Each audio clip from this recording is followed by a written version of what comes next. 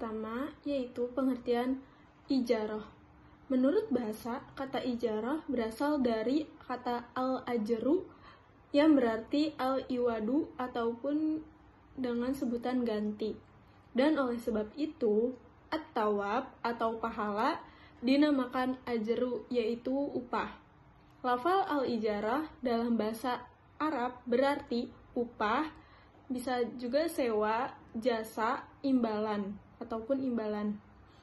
Al-ijarah merupakan salah satu bentuk muamalah dalam memenuhi keperluan hidup manusia seperti sewa-menyewa, kontrak, dan lain-lain.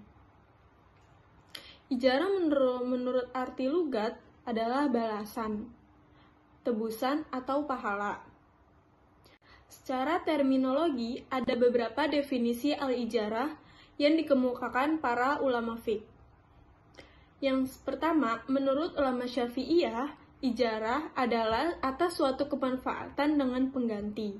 Yang kedua, menurut Hanafiyah, bahwa ijarah adalah akad untuk membolehkan pemilikan manfaat yang diketahui dan disengaja dari suatu zat yang disewa dengan imbalan. Sedangkan yang ketiga, ulama Malikiyah dan Hanabilah. Materi yang kedua, dasar hukum ijarah. Dibagi menjadi 3, yaitu pertama, Al-Quran. Penjelasan ijarah atau pembayaran upah terdapat dalam Al-Quran surat Al-Qasas ayat 26 yang artinya, dan salah seorang dari kedua perempuan itu. Ketiga, hukum dan syarat ijarah. Pada dasarnya, prinsip ijarah sama dengan prinsip jual beli. Namun, perbedaannya terletak pada objek transaksinya. Bila pada jual beli, objek transaksinya adalah jasa, menurut Hanafiyah, rukun dan syarat ijarah hanya satu, yaitu ijab dan qabul, pernyataan dari orang yang menyewa dan menyewakan.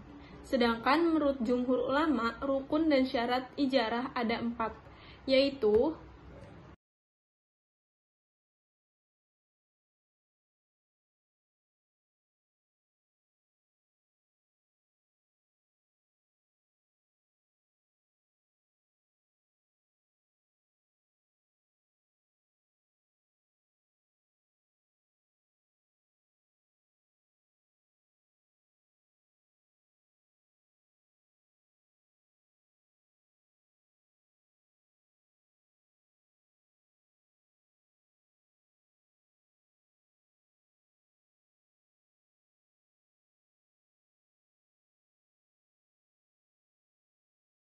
yang pertama, akid, yang artinya orang yang berakad.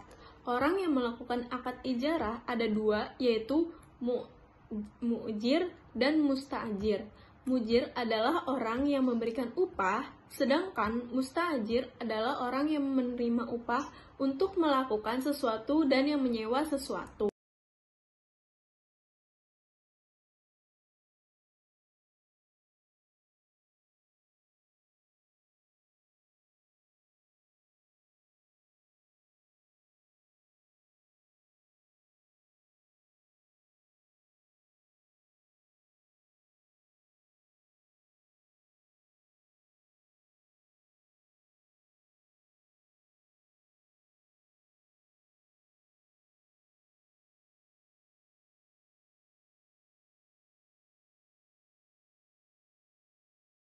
Selanjutnya adalah mengenai pembagian dan hukum ijarah.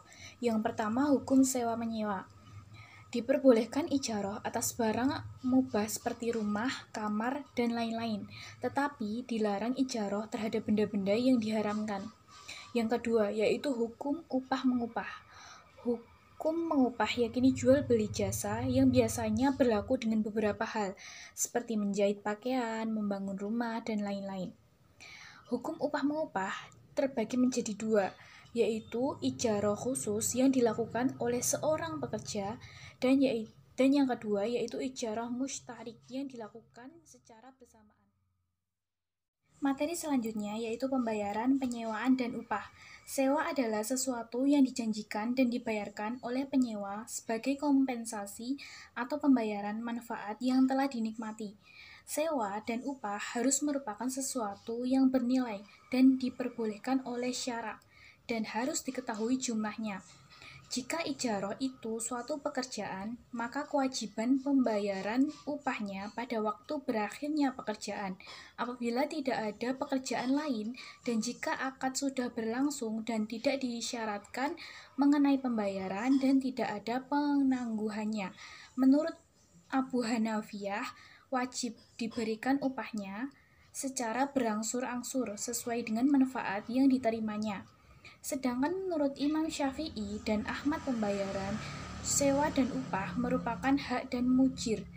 Sehingga ketika mujir menyerahkan benda yang disewa kepada mustajir, ia berhak menerima bayaran karena penyewa atau mustajir sudah menerima kegunaannya. Materi selanjutnya yaitu upah dalam pekerjaan ibadah. Upah dalam pekerjaan ibadah dimaksudkan pada pekerjaan sebagai ustadz atau seorang yang menyebarkan agama Islam dari Al-Quran serta dari hukum Islam. Berbeda dengan upah dalam pekerjaan lain, meskipun semua dianggap sebagai ibadah jika pekerjaan itu baik dan tidak ada larangan dari Allah Subhanahu wa Ta'ala. Tetapi dari penerimaan upah dalam dua pekerjaan tersebut berbeda, karena pekerjaan pelaksanaan ibadah adalah fardu dan kewajiban seorang yang berpengetahuan untuk menempati perintah Allah Subhanahu wa Ta'ala. Upah dalam pekerjaan ibadah ada yang diperbolehkan dan ada yang tidak diperbolehkan.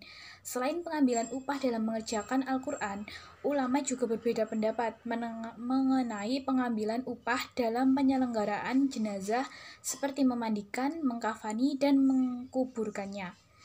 Ulama Hanafi tidak memperbolehkan karena itu termasuk kewajiban seorang muslim. Sedangkan menurut jumhur ulama diperbolehkan karena penyelenggaraan jenazah merupakan kewajiban kolektif atau fardu kifayah. Baik, materi selanjutnya adalah menyewakan barang sewaan. Menyewakan barang sewaan hukumnya adalah boleh. Artinya, diperbolehkan bagi mustajir untuk menyewakan barang sewaan dengan syarat barang tersebut telah diterima atau sudah berakhir akadnya dengan pemilik barang.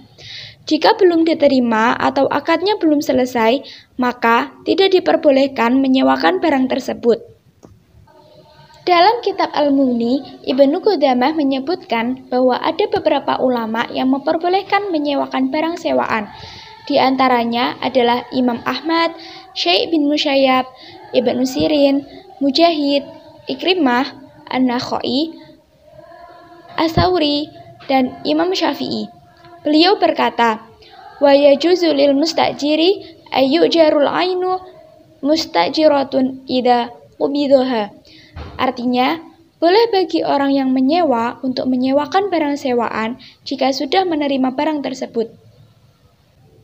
Dalam kitab Muhadzab, Imam Nawawi menjelaskan alasan kebolehan menyewakan barang sewaan ini karena barang sewaan ini sudah diterima atau akadnya sudah selesai, seperti jual beli, yang mana ketika akad jual beli sudah selesai dilakukan, maka barang hasil transaksi jual beli tersebut boleh dijual, sama halnya dengan barang sewaan.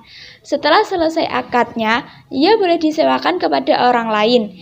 Imam Nawawi berkata, "Walil mustajiri ayyujarul ainul mustajiratun idza qabiduha li'annal ijaratu kal bai'i wal bai'ul mabi'u yajuzu ba'dal qabidi fakadzalika ijaratul mustajiri." Artinya, boleh bagi penyewa untuk menyewakan barang sewa jika barang tersebut diterima oleh penyewa. Hal ini karena akad sewa seperti akad jual beli. Menjual barang hasil jual beli boleh dilakukan setelah barang itu diterima. Begitu juga boleh menyewakan barang sewaan bagi penyewa.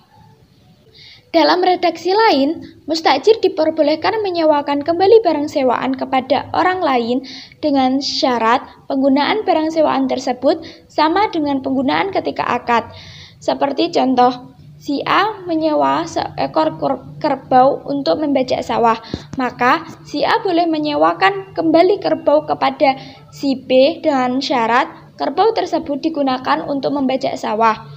Tidak ada aturan tentang harga penyewaan kedua, sehingga harga penyewaan kedua boleh lebih mahal, lebih murah, atau seimbang. Selanjutnya adalah pembatalan dan berakhirnya ijarah. Akad ijarah akan terhenti atau terputus apabila terjadi hal-hal seperti yang pertama, terjadinya cacat baru pada barang sewaan di tangan penyewa atau timbulnya cacat lama pada barang itu. Yang kedua, rusaknya barang sewaan. Yang ketiga, terpenuhinya manfaat persetujuan sewa menyewa menurut jadwal waktu yang telah ditentukan. Apabila sewa menyewa terhenti, maka penyewa wajib mengembalikan barang sewaan tersebut.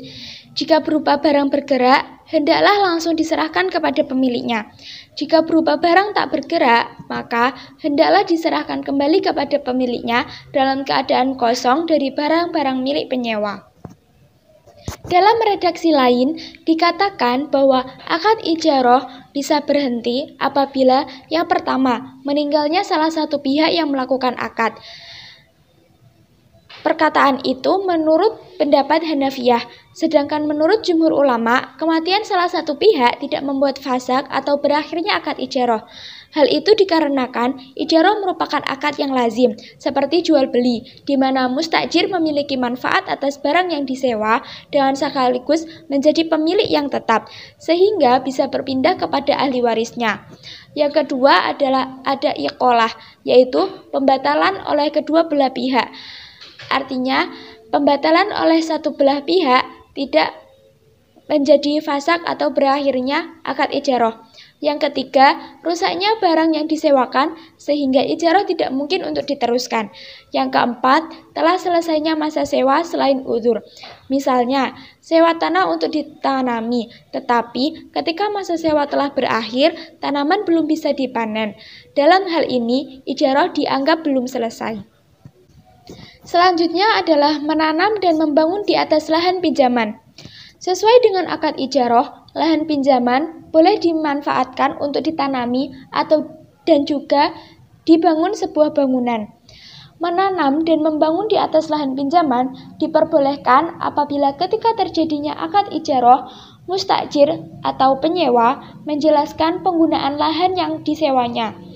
Kemudian, hak milik atas tanaman yang telah ditanam oleh mustajir akan menjadi milik mukjir atau pemberi sewa ketika telah selesai masa sewanya dan tidak ada perjanjian bahwa mustajir akan membeli tanah tersebut beserta dengan tanamannya.